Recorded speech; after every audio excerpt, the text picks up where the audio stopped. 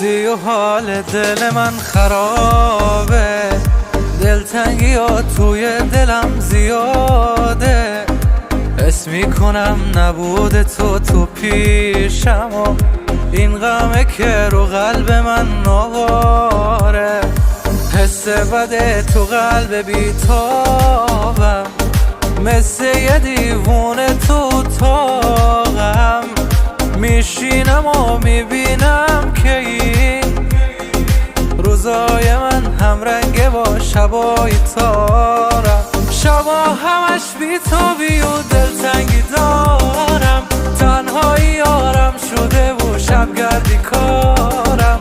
خیابونا و جاده های شهر میدونن که من دور از هوای تو چه حالی دارم. آخه دلم از عشق تو که گله داره، این آدم واسه تو بدون یه بیقراره.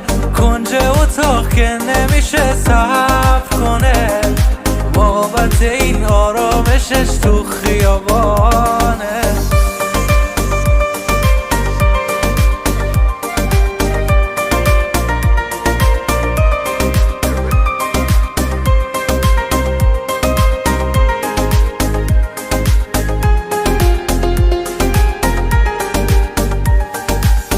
هی میخوام فراموشت کنم نمیشه، آتیش قلبا به چشم خاموش نمیشه.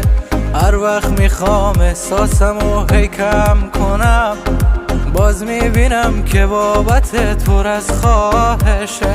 100 دفعه خواستم که دیگه دورت نگردم، با اون همه بی‌وفایی ازت دل کنم. تلاش کردم دیدم که باز نمیشه، نتونستم سرگردون حال خودم باشم. شبا همش بیتابی و دلتنگی دارم، تنهایی یارم شده و شبگردی کارم. خیابونا و جاده های شهر میدونن که من دور از هوای تو چه حالی دارم. آخه دلم از عشق تو که گله داره، این آدم واسه تو بدون یه بیقراره.